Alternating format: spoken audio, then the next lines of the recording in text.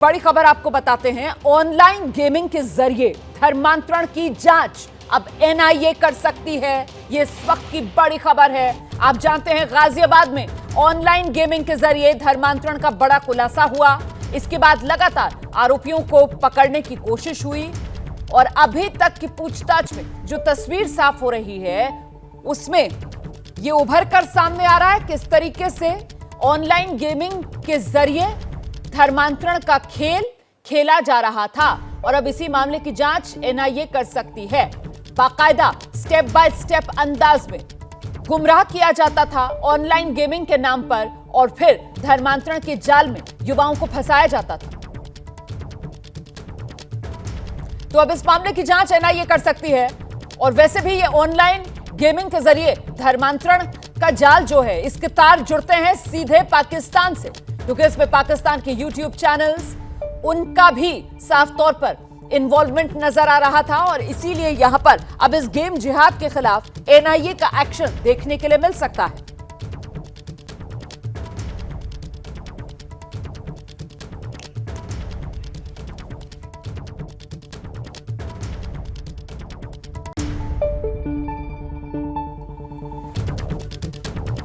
तो बड़ी खबर इस वक्त की आपको बता दें, गेमिंग से धर्मांतरण केस से जुड़ी हुई ये बड़ी जानकारी सामने निकल कर आ रही है। एनआईए नेशनल इन्वेस्टिगेशन एजेंसी अपने हाथ में ले सकती है गेमिंग से धर्मांतरण के पूरे मामले की जांच का जिम्मा। गाजियाबाद में यह खुलासा हुआ था कि किस तरीके से ऑनलाइन गेमिंग के जरिए धर्मांतरण का खेल खेला जा रहा था। इसमें कुरान की आयतें ऑनलाइन गेमिंग के दौरान पढ़वाई जाती थी, भ्रमित किया जाता था युवाओं को और फिर पाकिस्तान के कुछ यूट्यूब चैनल्स जिसके संपर्क में लाया जाता था इन युवाओं को और इस तरीके से धर्मांतरण के इस पूरे खेल को अंजाम दिया जाता था। हमारे साथ हमारे सहयोगी मनोज वर्मा इस वक्त मौजूद हैं। मनोज, ये ऑनलाइन गेमिंग के जरिए धर्मांतरण का खेल जिसके तार सीमा पार पाकिस्तान से भी जुड़ते हुए नजर आ रहे थे, इसी वजह से जांच तह तक करना जरूरी और एनआईए की एंट्री इस पूरे मामले में हो सकती है क्या? मनोज वर्मा, क्या जानकारी मिल रही है?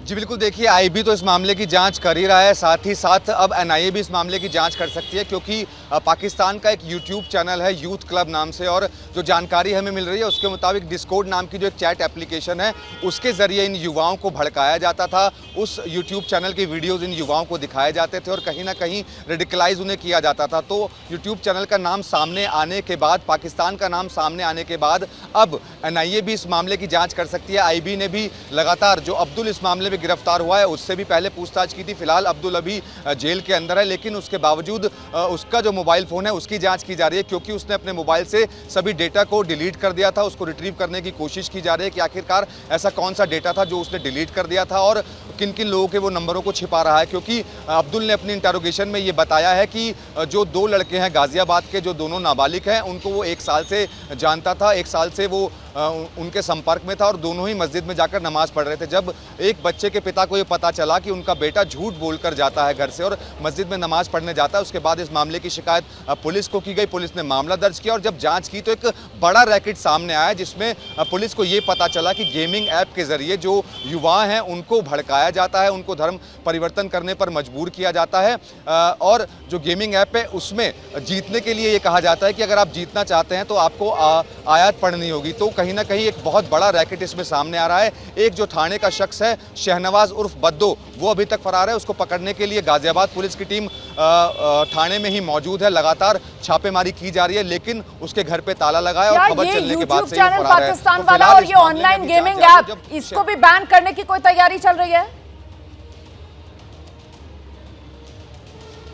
देखिए रोमाना, एक चीज़ मैं साफ कर देना चाहूँगा, जो ऑनलाइन गेमिंग ऐप है वो भारत के अंदर ऑलरेडी बैन है, यानी कि अगर आप उसको प्ले स्टोर पर सर्च करेंगे तो वो आपको नहीं मिलेगा। तो आप समझ सकते हैं कि डिस्कॉर्ड नाम की जो चैटिंग ऐप है उसमें पहले चैटिंग का एक ग्रुप बनाया जाता है, उसके अंदर काफ़ी लोगों को जोड़ा जाता है और कुछ मुस्लिम जो लड़के हैं उसमें अपना नाम बदल करके शामिल होते हैं और उसके अंदर एक लिंक शेयर किया जाता है। उस लिंक के जरिए इस गेमिंग ऐप को डाउनलोड किया जाता है। तो कहीं ना कहीं एक बहुत बड़ा नेटवर्क इसके पीछे काम कर रहा है और यही वजह है कि तमाम जाना जरूरी है और तभी एनआईए जो है वो इसकी जांच का जिम्मा ले सकती है। बहुत शुक्रिया मनोज वर्मा इस बड़े अपडेट के लिए।